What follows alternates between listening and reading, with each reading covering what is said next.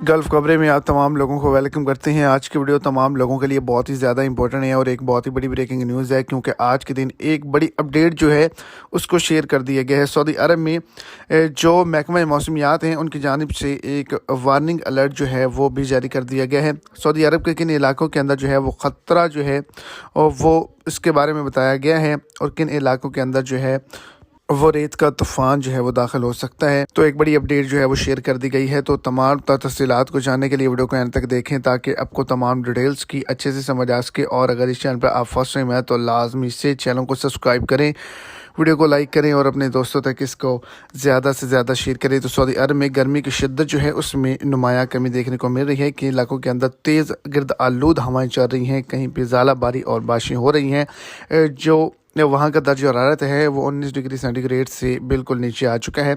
तो जज़ान, असीर बहा और मक्का मुकरमा रीजन इसके अंदर जो हैं वो शामिल हैं, जहाँ पर तेज़ गिरद आलूद हवाएँ हो सकती हैं, बारिशें हो सकती हैं, ज़ालाबारी भी हो सकती है।